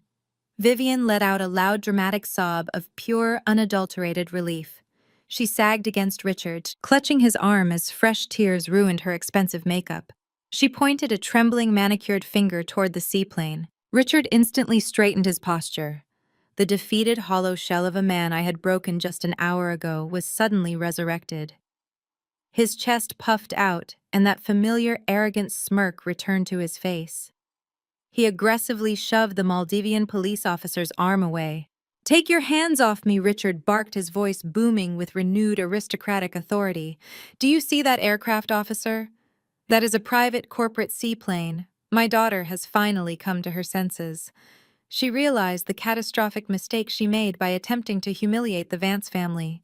She sent a rescue plane to bring us home exactly as I demanded. You are dismissed. We will be taking our luggage to the VIP dock now." Chloe burst into a manic, triumphant laugh. She whipped around and glared at Julian, the resort director.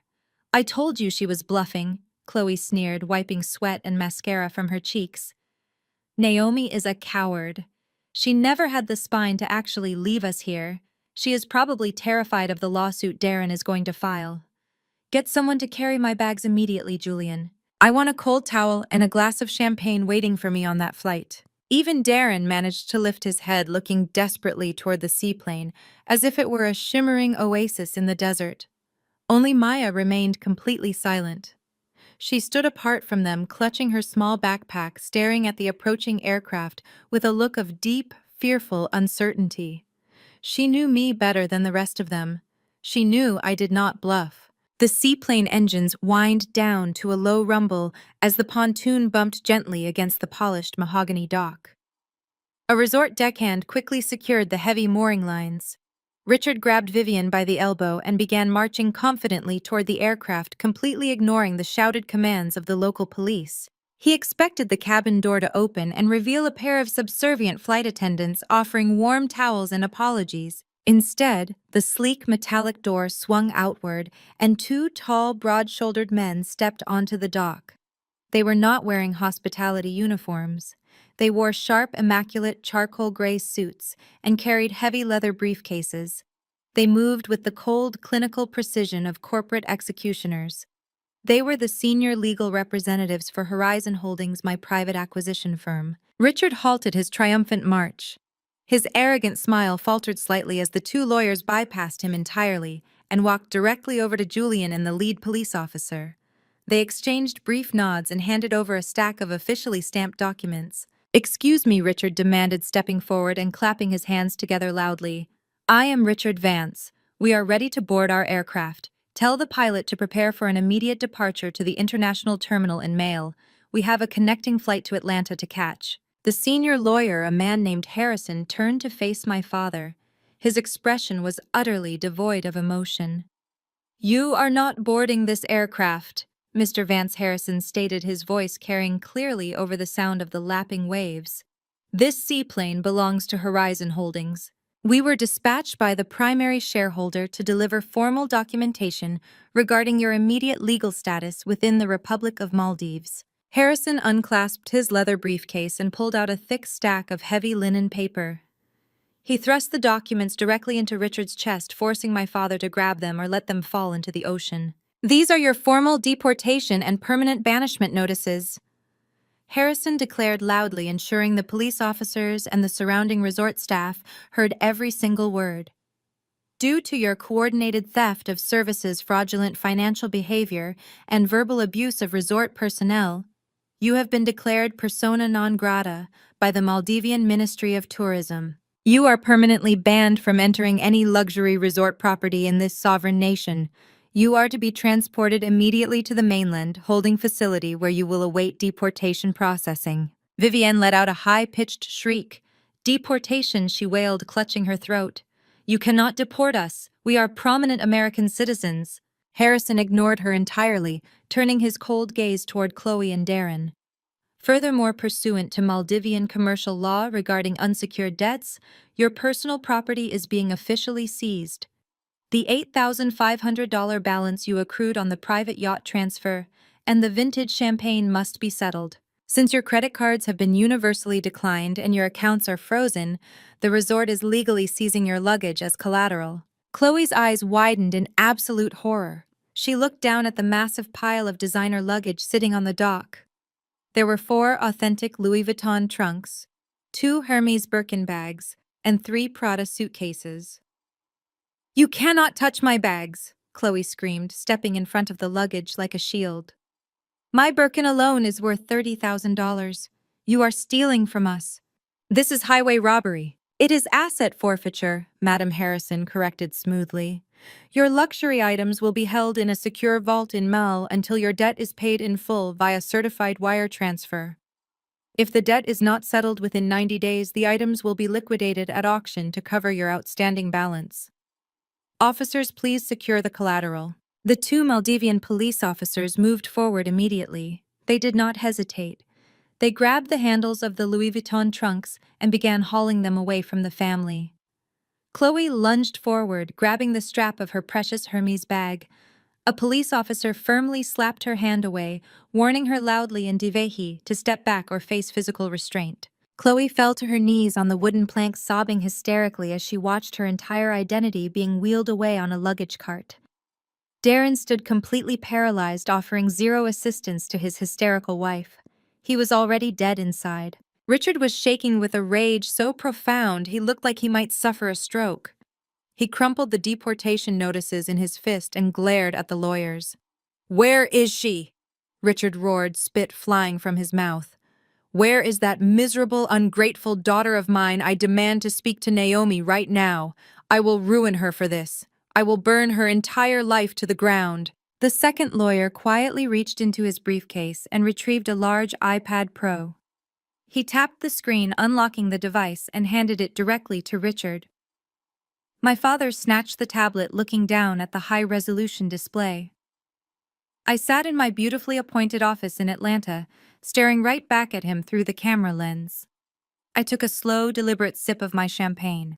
The crystal flute sparkled under the warm amber lighting of my desk lamp. "Hello, Dad," I said, my voice perfectly calm, radiating absolute control. "I hear the weather in the Maldives is quite sticky this time of year."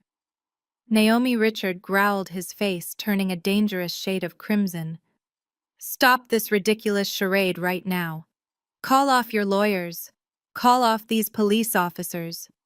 Give us our luggage back and let us on that plane. You have made your point. Now fix this. I smiled. It was a cold, empty smile.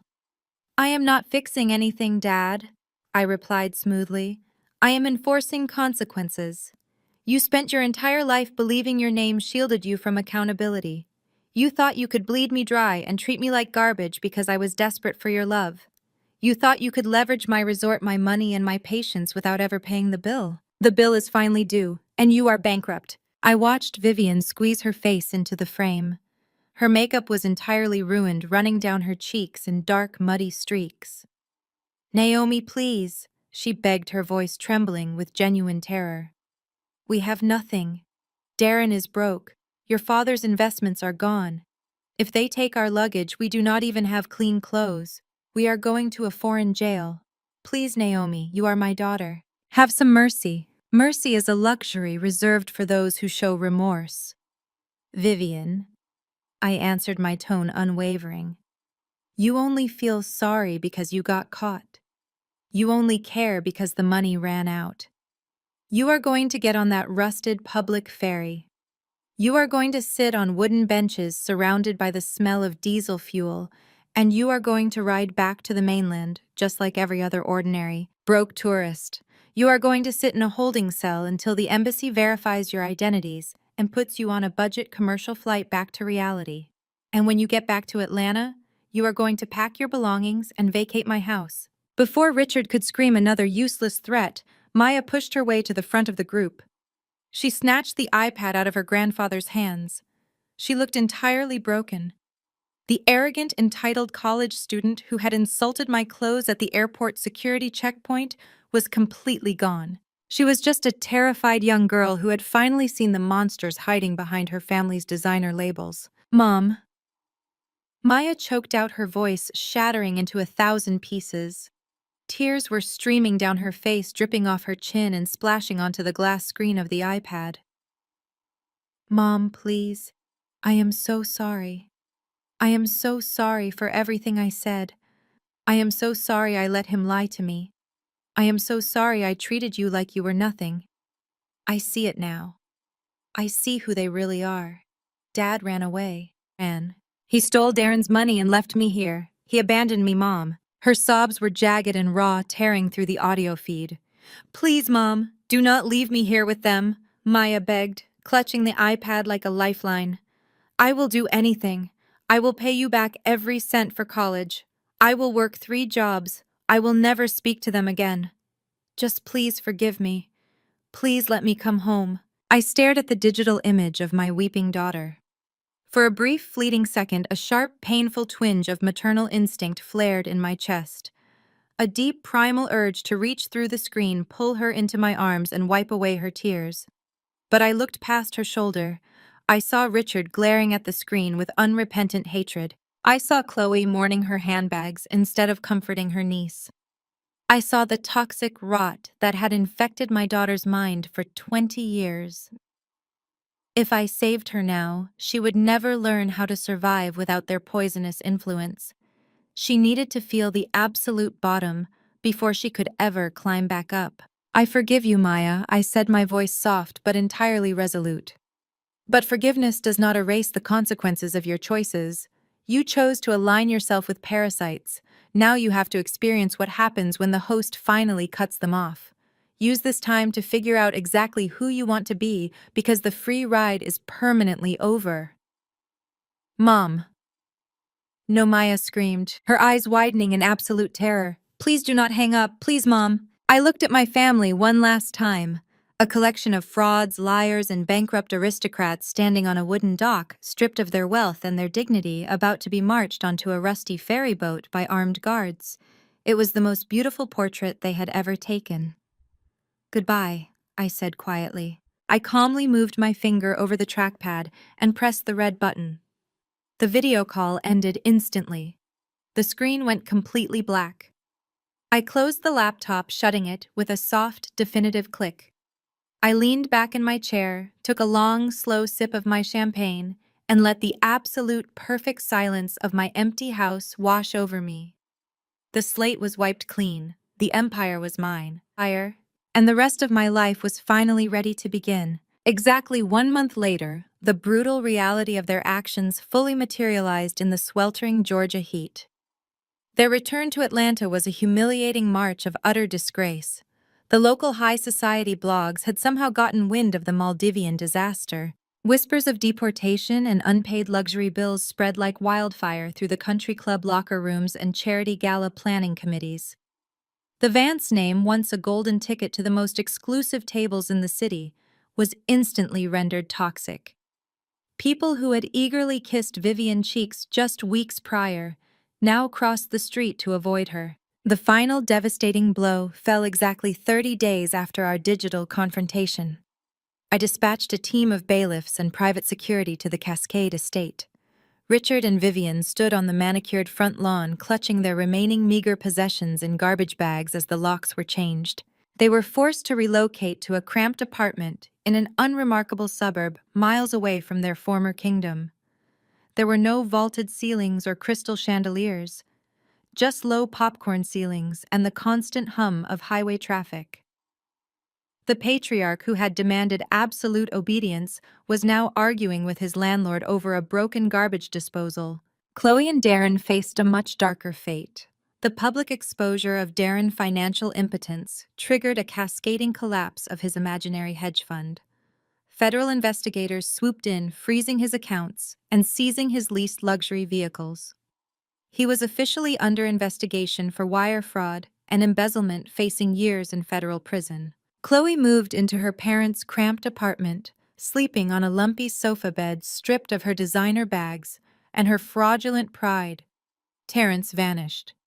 He never returned to the United States. Private investigators suggested he was bouncing between cheap hostels in Southeast Asia, running from both his mounting debts and the wrath of his abandoned daughter. Maya experienced the most profound transformation of them all. The elite circles at Spelman College are notoriously unforgiving to those who lose their social currency. When the money dried up and the designer clothes were sold to cover her basic living expenses, the sycophantic friends who had constantly orbited her evaporated. She was forced to drop out of her exclusive sorority events and cancel her spring break plans. Cold reality finally crashed down upon her with the crushing weight of a concrete block. Instead of spending her afternoons lounging in campus cafes and critiquing the outfits of her peers, Maya found herself wearing a stained green apron. She secured a part-time job as a barista at a bustling coffee shop near campus. I hired private investigators to keep a distant eye on her, ensuring she was safe, but I never once intervened. I watched security photos of my daughter wiping down sticky counters, sweeping up spilled espresso, and enduring the rude demands of entitled customers who looked exactly like the girl she used to be. It would have been incredibly easy for me to send a wire transfer and rescue her from that grueling labor. I could have paid her tuition with a single keystroke and restored her to her comfortable bubble, but doing so would have completely destroyed the crucial lesson she needed to learn. Character is not purchased with a platinum credit card. For the first time in her pampered existence, Maya was learning the genuine value of $1. She was learning what real sacrifice looked like. She was building her own foundation from the ground up, brick by exhausting brick. She was finally becoming a woman I could respect. I stood perfectly still in my penthouse office, letting the profound silence of the room wash over me. The floor-to-ceiling windows offered an uninterrupted panoramic view of the Atlanta skyline. The city lights glittered like scattered diamonds against the darkening twilight sky. A million different lives playing out in the streets below. I took a slow sip of my sparkling water, feeling an immense liberating peace radiating through my chest. For over 3 decades, I had allowed myself to be crushed by the weight of family legacy. I had desperately chased the approval of people who measured human worth entirely by zip codes and country club memberships. I had bought into the toxic delusion that loyalty meant suffering in silence, while arrogant narcissists tore down my achievements to elevate their own fragile egos. I had allowed their lies and their boundless arrogance to dictate my self-worth. But looking out over the empire I had built, I finally understood the absolute truth. A legacy built on lies, manipulation, and the constant tearing down of others is not a legacy at all. It is a prison. True black excellence has absolutely nothing to do with the cars you lease to impress strangers or the imaginary corporate titles you fake on a business card. It is not about screaming your importance in a crowded room or demanding respect you have not earned. True excellence is quiet. It is the steady, relentless grind of building something genuine when nobody is watching. It is the unwavering commitment to your own vision, despite the constant chorus of doubters telling you to shrink yourself. It is about the empires you build in silence and the peace you protect at all costs. I had walked through the fire of their betrayal and emerged completely unscathed. The chains of their toxic expectations were permanently broken. I was no longer the disappointing daughter. I was the architect of my own destiny. I turned away from this breathtaking view of the city and looked directly into the camera lens. The journey to this exact moment had been incredibly painful but absolutely necessary. I had lost the family I was born into, but I had finally found myself. Have you ever had to walk away from the people who were supposed to protect you? Share your story in the comments. And if you're ready to stop apologizing for your success, hit that like and subscribe button.